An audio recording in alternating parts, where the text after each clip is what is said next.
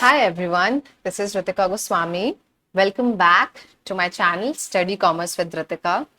Okay, so आज का जो हमारा डिस्कशन होने वाला है वो है जो रिमेनिंग हमारे पास कंटेंट बचे हुए हैं जो कि हमारा पार्ट 3 के अंदर आएगा। पार्ट 1 हमने कंप्लीट कर लिया हुआ है और पार्ट 2 भी हमने कंप्लीट कर लिया हुआ है। पार्ट 1 में हमने ये सारी चीजें देख ली थी, आप देख पा रहे होगे। And this is part 2 and now part 3। But part 3 पे जाने से पहले दो क्वेश्चन जो कि हमने होमवर्क में दिया था उसको हम पहले सॉल्व कर लेते हैं, ठीक है? ओके, तो सबसे पहले आपको ये देखना है कि 1 सेकेंड। सबसे पहले आपको ये देखना है कि ये क्वेश्चन बोल क्या रहा है। तो which of the following are covered under the domestic territory of India. आपको जितने भी दिए हुए टोटल आई थिंक 9 क्वेश्चन है। इन पूरे 9 क्वेश्चन में आपको आइडेंटिफाई करना है कि इसमें से कौन सा डोमेस्टिक टेरिटरी ऑफ इंडिया के अंदर कवर अप होगा, ठीक है? जो कवर अप होगा उस पर हमें टिक लगा देना है और जो कवर अप नहीं होगा वो हमारे डोमेस्टिक टेरिटरी ऑफ इंडिया का पार्ट नहीं होने वाला है। क्लियर? ओके, सो होमवर्क क्वेश्चन देखते हैं। पहला क्वेश्चन है कि an Indian company in London. अगर कोई इंडियन कंपनी लंदन में है तो क्या वो डोमेस्टिक टेरिटरी ऑफ इंडिया का पार्ट कंसिडर होगा? तो मैं आपको क्वेश्चन सॉल्व करने से पहले डोमेस्टिक टेरिटरी ऑफ इंडिया के बारे में एक बार और बता देती हूँ। तो डोमेस्टिक टेरिटरी ऑफ इंडिया का मतलब है, अगर हम लेमन्स लैंग्वेज में देखें तो डोमेस्टिक टेरिटरी ऑफ इंडिया का मतलब है political frontier of a country, ठीक है? मतलब जो हमारे ज्योग्राफिकल बाउंड्री के अंदर होगा वो तो डोमेस्टिक टेरिटरी ऑफ इंडिया का पार्ट होगा ही होगा। साथ ही साथ अगर 3 ऐसे केसेस हैं जो कि एडिशनल आपके डोमेस्टिक टेरिटरी ऑफ इंडिया में कंसिडर होते हैं, जैसे कि अगर कोई शिप एंड एयरक्राफ्ट है owned and operated by the normal resident of a country, वो हमारा डोमेस्टिक टेरिटरी ऑफ इंडिया का पार्ट होगा। दूसरा, अगर कोई शिपिंग वेसल है, ऑयल है, नेचुरल गैस है एंड फ्लोटिंग प्लेटफॉर्म है जो कि इंटरनेशनल वाटर में ऑपरेट हो रहा है by the resident of a country, वो भी हमारे डोमेस्टिक टेरिटरी ऑफ इंडिया का पार्ट होगा।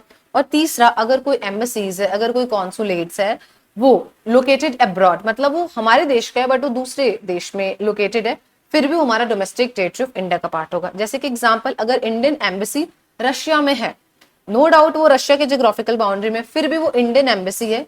इंडियन एम्बेसी होने के कारण वो डोमेस्टिक टेरिटरी ऑफ इंडिया का पार्ट होगा। सिमिलरली, अगर कोई रशियन एम्बेसी इंडिया में है तो वो डोमेस्टिक टेरिटरी ऑफ इंडिया का पार्ट नहीं होगा। वो रशियन एम्बेसी है इसलिए वो डोमेस्टिक टेरिटरी ऑफ रशिया का पार्ट होगा, ठीक है? Okay, fine. तो होमवर्क क्वेश्चन देखते हैं। An Indian company in London. तो अगर कोई इंडियन कंपनी लंदन में है, नो डाउट वो इंडियन कंपनी है बट वो इंडिया में नहीं है, वो लंदन में है, तो वो हमारे डोमेस्टिक टेरिटरी ऑफ इंडिया का पार्ट नहीं होगा। तो ये तो नहीं होने वाला है, तो नॉट कवर्ड, ठीक है? हम नॉट कवर्ड लिख देते हैं, नॉट कवर्ड, ठीक है? दूसरा क्वेश्चन आता है, ये होमवर्क क्वेश्चन हो गया। एक और होमवर्क क्वेश्चन था, that is question number 5। Branch of foreign bank in India. कोई फॉरेन बैंक है और उसका जो ब्रांच है ना वो इंडिया में है, ठीक है? नो डाउट वो फॉरेन बैंक का ब्रांच है बट वो इंडिया में, मतलब वो इंडिया के पॉलिटिकल फ्रंटायर में लोकेटेड है, सिचुएटेड है, तो किसका पार्ट होगा? ये डोमेस्टिक टेरिटरी ऑफ इंडिया का पार्ट होगा। तो ये क्या होगा? कवर्ड, ठीक है? Under domestic territory. मैं डीटी लिख देती हूँ, ठीक है? ओके, तो ये हमारे होमवर्क क्वेश्चन थे। पहला हमारा कवर्ड नहीं होगा डोमेस्टिक टेरिटरी ऑफ इंडिया में, और दूसरा जो होगा वो हमारा कवर होगा। ओके, अब आता है question number 2। Microsoft office in India. जो माइक्रोसॉफ्ट ऑफिस है वो इंडिया में है, ठीक है? तो ये हमारे डोमेस्टिक टेरिटरी ऑफ इंडिया का पार्ट होगा कि नहीं होगा? वो इंडिया में, मतलब वो इंडिया के पॉलिटिकल फ्रंटायर में है, तो नॉर्मल सी बात है ये हमारा डोमेस्टिक टेरिटरी ऑफ इंडिया का पार्ट होगा, तो ये कवर्ड होगा, ठीक है? अब आता है question number 3। Company in India own by a Japanese. Company in India, कोई एक कंपनी है जो कि इंडिया में लोकेटेड है बट वो जापानीज है, मतलब वो जापान का है बट वो इंडिया में लोकेटेड। नॉर्मल सी बात है वो इंडिया के पॉलिटिकल फ्रंटायर में सिचुएटेड है, तो ये हमारा डोमेस्टिक टेरिटरी का पार्ट होगा, तो ये होगा कवर्ड, ठीक है? Question number 4। Office of Reliance industries in New York. Reliance industries की जो ऑफिस है वो न्यूयॉर्क में। नो डाउट जो रिलायंस इंडस्ट्रीज है वो इंडिया का है बट वो न्यूयॉर्क में सिचुएटेड है, मतलब वो न्यूयॉर्क के पॉलिटिकल फ्रंटायर में लोकेटेड होगा। और ये हमारे एक्सेप्शनल केस में भी नहीं आता है। तो अगर जो चीज हमारे पॉलिटिकल फ्रंटायर के अंदर नहीं है, उन तीनों एडिशनल केसेस को छोड़ के, तो ये हमारा क्या होगा? भले वो रिलायंस इंडस्ट्रीज इंडिया का है बट वो उसका जो ऑफिस है वो न्यूयॉर्क में सिचुएटेड है, तो ये हमारा कवर नहीं होगा, नॉट कवर्ड। ठीक है, क्वेश्चन नंबर 5 तो हमारा होमवर्क था। Question number 6, Indian embassy in Japan. अब आपको क्या करना है, आपको पता है कि डोमेस्टिक टेरिटरी का मतलब होता है कि political frontier of a country, but आपको इसके अलावा 3 और भी चीजें उसको भी याद रखना है कि अगर कोई इंडियन एम्बेसी है, अगर वो अब्रॉड में लोकेटेड है, फिर भी वो डोमेस्टिक टेरिटरी ऑफ इंडिया का पार्ट होगा। तो Indian embassy in Japan, India की एम्बेसी जापान में लोकेटेड है, फिर भी वो डोमेस्टिक टेरिटरी ऑफ इंडिया का पार्ट होगा, तो कवर्ड। सिमिलरली अगर यहीं पे जापान एम्बेसी रहता इन इंडिया, तो ये डोमेस्टिक टेरिटरी ऑफ इंडिया का पार्ट होता नहीं होता। क्यों? ये इंडिया का पार्ट, इस नो डाउट ही इंडिया के पॉलिटिकल फ्रंटायर में है, बट जापानीज एम्बेसी है तो ये एक्सेप्शनल केस में आएगा, तो ये जापान का डोमेस्टिक टेरिटरी ऑफ जापान के अंडर कंसिडर होगा, ना कि डोमेस्टिक टेरिटरी ऑफ इंडिया के अंदर। ठीक है, ओके। अब आते हैं हम क्वेश्चन नंबर 7 पे अपने। Branch of state Bank of India in China. फिर से स्टेट बैंक ऑफ इंडिया मतलब एसबीआई का जो ब्रांच है वो चाइना में लोकेटेड है, तो हमारे इंडिया के तो डोमेस्टिक टेरिटरी का है वो, in no doubt State Bank of India India का है, बट उसका जो ब्रांच है वो चाइना है, मतलब उससे चाइना के पॉलिटिकल फ्रंटायर के अंदर वो सिचुएटेड है, तो ये डोमेस्टिक टेरिटरी ऑफ इंडिया के में कवर नहीं होगा, नॉट कवर्ड। ठीक है, अब आते हैं question number 8, Russian embassy in India. Russia का जो एम्बेसी है वो इंडिया में है, रशियन एम्बेसी इंडिया में, नो डाउट वो इंडिया के पॉलिटिकल फ्रंटायर में सिचुएटेड है, बट वो रशियन एम्बेसी है। एक्सेप्शनल केस याद करिए, तो ये हमारा डोमेस्टिक टेरिटरी ऑफ रशिया का पार्ट होगा, ना कि डोमेस्टिक टेरिटरी ऑफ इंडिया का पार्ट होगा, तो नॉट कवर्ड। क्वेश्चन में हमें सिर्फ उन सारे ऑप्शंस को बताना है जो डोमेस्टिक टेरिटरी ऑफ इंडिया में कंसिडर होंगे और कवर अप होंगे। ठीक है, जो हमारे डोमेस्टिक टेरिटरी ऑफ इंडिया का पार्ट नहीं होगा उस पर हम कट का साइन लगा रहे हैं, और जो हमारे डोमेस्टिक टेरिटरी ऑफ इंडिया का पार्ट होगा उस पर हम टिक का साइन लगाएंगे। ठीक है, okay. Question number 9, Tata rented its building to Google in America. Tata ने अपनी बिल्डिंग को रेंट दिया है गूगल को अमेरिका में, अमेरिका के पॉलिटिकल फ्रंटायर में होगा, तो ये हमारा डोमेस्टिक टेरिटरी ऑफ इंडिया का तो पार्ट नहीं होने वाला है, तो नॉट कवर्ड। आई होप आपको डोमेस्टिक टेरिटरी का कॉन्सेप्ट समझ में आया होगा। ठीक है, अब आते हैं हम identify the following as normal resident of India. अब आपको इसमें आइडेंटिफाई करना है कि कौन सा इसमें से आपका नॉर्मल रेसिडेंट ऑफ इंडिया का पार्ट होगा। तो सबसे पहले तो आपको ये जानना है कि नॉर्मल रेसिडेंट होता क्या है। तो नॉर्मल रेसिडेंट, इट अगर मैं डेफिनेशन बोलूं तो it refers to an indivisible और एन इंस्टीट्यूशन। मतलब जो नॉर्मल रेसिडेंट है ये इंडिविजिबल को भी कंसिडर करता है and as well as institution को भी इंक्लूड करता है। तो normal resident of a country is defined as it refers to an indivisible और एन इंस्टीट्यूशन, और कर लो आप, or an institution who ordinarily reside in a country and whose center of economic interest also lies in that country। मतलब ये individual भी हो सकता है और ये इंस्टीट्यूशन भी हो सकता है जो कि ऑर्डिनरी इस कंट्री में रिसाइड कर रहे हैं, और उनका जो सेंटर ऑफ इकोनॉमिक इंटरेस्ट है, इनका जो सेंटर ऑफ इकोनॉमिक इंटरेस्ट होगा वो भी उसी कंट्री में लाई करना चाहिए। तो आप उन पर्सन को और उस इंस्टीट्यूशन को आप क्या बोलोगे कि ये नॉर्मल रेसिडेंट ऑफ इंडिया का पार्ट होगा। ठीक है, सेंटर ऑफ इकोनॉमिक इंटरेस्ट का मतलब क्या है कि उसका जो कंजम्पशन है, उसका जो सेविंग है, उसका जो भी है, वो सारी चीजें क्या हो रही है उसी पर्टिकुलर लोकेशन से हो रहा है। ठीक है, और वो अपनी इकोनॉमिक एक्टिविटीज को वहीं परफॉर्म कर रहा है। ठीक है, ओके। तो option number question number A option देखते हैं। Indian officials working in the Indian embassy in USA. जो इंडियन ऑफिशियल्स हैं वो कहाँ काम कर रहे हैं? In the Indian embassy in USA. India के ही लोग हैं और इंडियन एम्बेसी में काम कर रहे हैं, बट जो इंडियन एम्बेसी है वो यूएसए में लोकेटेड है, तो क्या वो नॉर्मल रेसिडेंट ऑफ इंडिया के पार्ट होंगे? ऑफ कोर्स वो नॉर्मल रेसिडेंट ऑफ इंडिया के पार्ट होंगे, क्योंकि वो इंडिया के लिए काम कर रहे हैं और उनका जो सेंटर ऑफ इकोनॉमिक इंटरेस्ट है वो इंडिया में ही लाई करता है, तो ये हमारा नॉर्मल रेसिडेंट का पार्ट होगा। तो ये तो हमारा नॉर्मल रेसिडेंट होने वाला है। ठीक है, अब आते हैं बी पे। A Japanese tourist who stay in India for 2 month. एक जापानीज टूरिस्ट था, वो इंडिया में आया, स्टे किया सिर्फ 2 महीने के लिए, तो क्या ये नॉर्मल रेसिडेंट ऑफ इंडिया का पार्ट होगा? कैसे होगा? नॉर्मल रेसिडेंट तो वो होता है ना जो रिसाइड करता है हमारे कंट्री में और उसका जो सेंटर ऑफ इकोनॉमिक इंटरेस्ट है वो भी लाई करता है इसी कंट्री में, ठीक है। और तो ये तो सिर्फ 2 मंथ्स के लिए आ रहा है, उसका जो पर्पज है वो ट्रेवल है। तो अगर ट्रेवल पर्पज होगा या नॉर्मल वो क्रिकेट देखने के लिए कोई आ रहा है दूसरे कंट्री का इंडिया में, तो फिर वो हमारे नॉर्मल रेसिडेंट ऑफ इंडिया का पार्ट नहीं होता है। अगर वो अपने इकोनॉमिक एक्टिविटीज यहीं पे परफॉर्म कर रहा है, उसका सेंटर ऑफ इकोनॉमिक इंटरेस्ट यहीं लाई कर रहा है, तब ये नॉर्मल रेसिडेंट ऑफ इंडिया का पार्ट होगा। पर ये सिर्फ आ रहा है ये टूरिस्ट और 2 महीने के लिए रह रहा है एंड देन फिर वो चला जाता है, तो फिर ये नॉर्मल रेसिडेंट ऑफ इंडिया का पार्ट नहीं होगा, ठीक है। अब आता है सी, देखते हैं। Indians going to Pakistan for watching the cricket में, कुछ इंडियंस जो थे वो पाकिस्तान गए क्रिकेट मैच देखने के लिए। तो आपको पता है T20 होता है, आईपीएल होता है। वैसे आईपीएल में तो पाकिस्तान खेलता नहीं है, बट अगर आप ओडीआई ले लो और भी सारी ले लो, तो इसमें क्या होता है कि दूसरे दूसरे कंट्रीज में हम जाते हैं तो मैचेस होते हैं, तो इंडियन पीपल भी उस कंट्री में जाते हैं। तो लेट्स से कोई मैच है जो कि पाकिस्तान में हुआ है और इंडियंस वहां पे गए हुए हैं उस क्रिकेट मैच को देखने के लिए।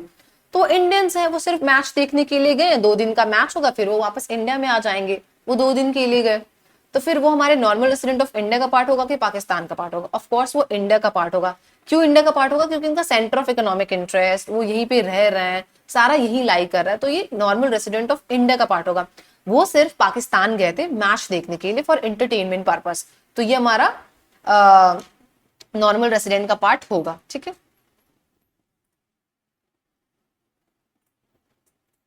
Okay fine. अब आते हैं D, Indians working in the UNO office located in America for less than 1 year. जो इंडियंस थे वो यूएनओ ऑफिस में काम कर रहे थे पर वो अमेरिका में लोकेटेड था और लेस देन 1 ईयर, उन्होंने सिर्फ 1 साल ही वहां पे क्या हुआ काम किया। अगर उनका मोर देन 1 ईयर हो जाता तो फिर वो नॉर्मल रेसिडेंट ऑफ अमेरिका के पार्ट हो जाते। बट जो इंडियंस थे वो यूएनओ ऑफिस में काम किए अमेरिका में, पर उन्होंने सिर्फ स्टे वहां पे लेस देन 1 ईयर रखा, तो फिर ये नॉर्मल रेसिडेंट ऑफ इंडिया के पार्ट कहलाएंगे। और आपको यहां से एक और चीज पता होना चाहिए कि एक पर्सन एक टाइम पे एक कंट्री का सिटीजन भी हो सकता है और वो एक कंट्री का दूसरे कंट्री का रेसिडेंट भी हो सकता है, ठीक है। यहीं पे अगर वो मोर देन 1 ईयर हो जाता तो फिर ये हमारा नॉर्मल रेसिडेंट ऑफ अमेरिका का पार्ट हो जाता, ना कि नॉर्मल रेसिडेंट ऑफ इंडिया का पार्ट होता, ठीक है। अब ई देखते हैं, Indian employ working in WHO located India. एक इंडियन एम्प्लॉय WHO, ठीक है, में काम कर रहा है जो कि इंडिया में लोकेटेड है, तो क्या वो नॉर्मल रेसिडेंट ऑफ इंडिया का पार्ट होगा? तो of course, who ordinary reside in a country and who centre of economic interest also lies in that country, that institution or that individual is considered as the normal resident of India. तो of course वहीं पे रह रहा है तो ये normal resident of India का part होगा। क्लियर? ओके। अब आते हैं F, foreign tourist visiting India for a month to see the Taj Mahal. कुछ फॉरेन टूरिस्ट आपको देखते हैं कि लाइक जब हम कॉलेज में देखते थे BHU में, तो कैंपस के अंदर हमारा और विश्वनाथ टेम्पल है और बाहर भी है, तो आप बाहर वाले टेम्पल पे जाते हो जो काशी विश्वनाथ टेम्पल है, या फिर आप कैंपस वाले में आते हो तो आपको बहुत सारे फॉरेनर्स देखेंगे, राइट। तो सिर्फ घूमने के लिए आते हैं वो सिर्फ। तो ऐसे ही अगर कोई फॉरेन टूरिस्ट इंडिया में विजिट कर रहा है टू सी द ताजमहल, तो उसका सेंटर ऑफ इकोनॉमिक इंटरेस्ट यहाँ लाई नहीं कर रहा है, वो सिर्फ टूरिस्ट है, वो घूमने के लिए आया है, वो 1 महीने 2 महीने 3 महीने में रह के फिर वो वापस अपने कंट्री वापस लौट जाएगा। तो क्या वो फॉरेन टूरिस्ट जो है वो नॉर्मल रेसिडेंट ऑफ इंडिया का पार्ट होगा? नहीं होगा। क्यों नहीं होगा? क्योंकि उसका सेंटर ऑफ इकोनॉमिक इंटरेस्ट यहाँ काम नहीं कर रहा है, वो यहाँ पे रिसाइड नहीं करता है, उसका पर्पस सिर्फ घूमने का है, तो वो घूमने के लिए आया एंड चला गया। तो वो पर्सन जिस भी पर्टिकुलर कंट्री का वो वहां का नॉर्मल रेसिडेंट होगा, ना कि वो इंडिया का नॉर्मल रेसिडेंट होगा। क्लियर है? तो ये हमारा नॉर्मल ये जो है हमारा नॉर्मल रेसिडेंट ऑफ इंडिया का पार्ट नहीं होगा, ठीक है। अब आता है जी, Indian Muslims going to the हज पिलग्रिमेज। कुछ जो इंडियन मुस्लिम्स थे वो हज पिलग्रिमेज में गए, मतलब मुस्लिम्स में जो भी फेस्टिवल्स होते हैं तो वो लोग जाते हैं, ठीक है। तो कुछ जो इंडियन मुस्लिम थे वो हज पिलग्रिमेज गए हैं, वो अपने काम के लिए वहां पे जो भी उनके रिचुअल्स होते हैं वो करने के लिए। तो वो वहां पे रहने वाले नहीं है, वो इंडियन मुस्लिम्स हैं, वो इंडिया में नॉर्मली रिसाइड करते हैं और उनका जो सेंटर ऑफ इकोनॉमिक इंटरेस्ट है वो इंडिया में लाई करता है, तो फिर वो नॉर्मल रेसिडेंट ऑफ इंडिया के पार्ट होंगे, ना कि उस पर्टिकुलर कंट्री के, ठीक है। तो ये हमारा नॉर्मल रेसिडेंट ऑफ इंडिया का पार्ट होगा, ठीक। तो आई होप आपको नॉर्मल रेसिडेंट ऑफ इंडिया का पार्ट समझ में कॉन्सेप्ट जो है वो समझ में आया कि नॉर्मल रेसिडेंट होता क्या है. तो it refers to an individual और an institution who ordinarily reside in a country and whose center of economic interest also lies in that country या also lies from that particular country is known as normal resident. तो यहाँ पे particularly हमें question में normal resident of एक minute normal resident of India का concept पूछ रहा है कि आपको बताना है कि इसमें से ए से लेके जी तक में नॉर्मल रेसिडेंट ऑफ इंडिया का पार्ट इसमें से कौन सा होगा. तो आपको इंडिया के रेफरेंस में आपसे क्वेश्चन पूछा है. ठीक है, तो ये था हमारा पार्ट 3 और यहाँ से हमारा basic concept of macro economics का जो संदीप गर्ग में चैप्टर 2 है ये सीरीज आपका कंप्लीट होता है, जिसमें हमने पार्ट 1 कवर किया, पार्ट 2 कवर किया और हमने पार्ट 3 कवर किया. ठीक है, और इन पार्ट्स को कवर करने में हमने बहुत सारे कॉन्सेप्ट को समझा. लाइक हमने डोमेस्टिक टेरिटरी के बारे में जाना कि डोमेस्टिक टेरिटरी क्या होता है. हम नॉर्मल रेसिडेंट के बारे में जाना कि नॉर्मल रेसिडेंट क्या होता है. हमने फाइनल गुड्स के बारे में समझा कि फाइनल गुड्स क्या होता है. हमने इंटरमीडिएट गुड्स के बारे में समझा कि इंटरमीडिएट गुड्स क्या होता है. फाइनल गुड्स वो गुड्स होते हैं जो अगर कंजम्पशन पर्पस के लिए यूज हो रहे हैं और फर्दर इन्वेस्टमेंट पर्पस के लिए यूज हो रहे हैं तो हमारा फाइनल गुड्स का पार्ट होता है. और intermediate goods those goods which are used either for resale or for further production in the same year is known as intermediate goods. हमने फैक्टर इनकम के बारे में जाना कि फैक्टर इनकम क्या होता है. हमने ट्रांसफर इनकम के बारे में भी जाना कि ट्रांसफर इनकम क्या होता है. ठीक है, तो इट मीन्स हमने डोमेस्टिक टेरिटरी को कवर किया, नॉर्मल रेसिडेंट को कवर किया, फाइनल गुड्स को भी कवर किया, intermediate, factor income, transfer income. फिर हम market price and factor cost के बारे में भी जाना.